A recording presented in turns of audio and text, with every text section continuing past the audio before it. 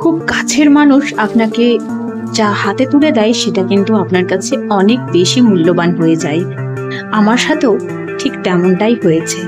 আপনারা তো সকলে জানেন যে আমি শ্বেতার সাথে দেখা করতে গেছিলাম, আর তখন শ্বেতা আমাকে একটা ব্যাগে দিয়েছিল। আমি ভেবেছিলাম সে ব্যাগে মনে হয় শুধু চকলেট আছে। বাড়িতে এসে দেখছি সে ব্যাগে পুরো দিওয়ালির গিফট আছে। এই যে যা দেখতে পাচ্ছেন খুব সুন্দর সুন্দর জিনিস কিন্তু সেই ব্যাগের মধ্যে আছে। আর আজকে আমার মনে হচ্ছে আমার কাছে এটা দিওয়ালির বেস্ট গিফট, যেটা আমি আপনাদের সাথে আজকে শেয়ার করছি। আমার ভালোবাসার খুব কাছের মানুষ যখন আমাকে একটা গিফট দিয়েছে, সে গিফটটাকে কিন্তু একদম সঠিক স্থানে না রাখলে সেটা ঠিক হবে না।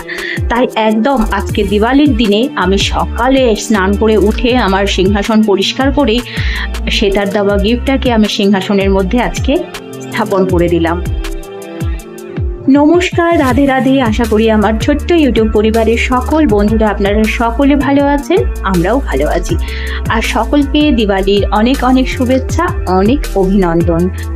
আমি মৌমিতা, আমি আমার কাছের দূরের সকল বন্ধুদের আমন্ত্রণ জানাই আমার ডেইলি ব্লগস উইথ মৌমিতা নিক চ্যানেলে নতুন দিনে নতুন আরেকটি ভিডিওতে। গতকালকের ভিডিওতে দিওয়ালির প্রথম পর্বের ভিডিওটি আপনাদের সাথে শেয়ার করেছিলাম, আর কথা দিয়েছিলাম আগামীকাল দ্বিতীয় পর্ব নিয়ে চলে আসব। তো কথা মতো একদম দ্বিতীয় পর্ব নিয়ে আজকে হাজির হয়ে গেছি। আর অবশ্যই কিন্তু সঙ্গে থাকবেন। এখনই কিন্তু আমার এই দিওয়ালি স্পেশাল ভিডিও শেষ নয়, এরপর মানে আগামীকাল আরেকটি কিন্তু ভিডিও আসবে। আর কটা আসবে সেটা জানি না, কারণ দিওয়ালি মানেই হচ্ছে আনন্দের দিন। আর একটা কথা কি বলুন তো, জীবনে কখন কি হয়ে যাবে কেউ জানে না।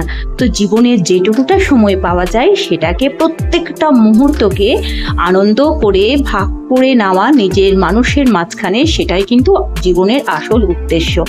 তো আমি একদম কিপটামো করি না, যতটুকুটা জীবনে বেঁচে আছি অবশ্যই আনন্দ করব, ফুর্তি করব, অবশ্যই সব কিছু আপনাদের সাথে শেয়ার করব। তো আজকে যেহেতু দীপাবলি, তো সকাল সকাল সিংহাসন পরিষ্কার করে আর ঠাকুর পুজো করব। আর আমার গপু সোনাটা স্নান করবে না, ও একটু সাজুগুজু করবে না, সেটা কেমন করে হয়। তো সকাল সকালে আমার গপু সোনার স্নানও হয়ে গেল, আর গপু সোনা একদম নতুন জামা কাপড় পরেও কিন্তু রেডি হয়ে গেল। তো এদিকে সিংহাসন পরিষ্কারও হয়ে গেল, গপু সোনাও রেডি হয়ে গেল। তাহলে এবার হচ্ছে ঠাকুর পুজো করব আর পুরো সিংহাসনটা আজকে সাজিয়ে দেব।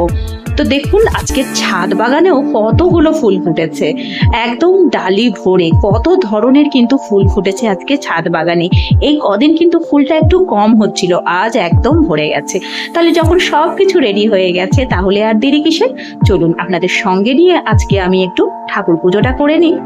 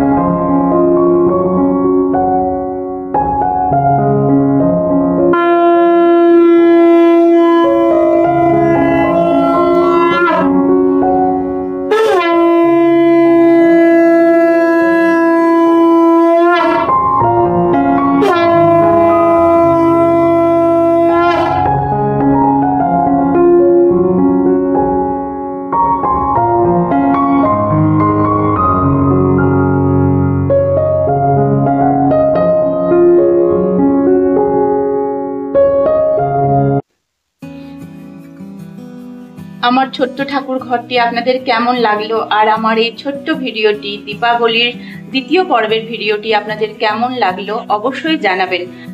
যদি ভালো লাগে তাহলে অবশ্যই একটা লাইক দিয়ে দেবেন, একটু কমেন্ট করে দেবেন। সুন্দর মন্তব্য পেলে ভীষণ ভালো লাগে।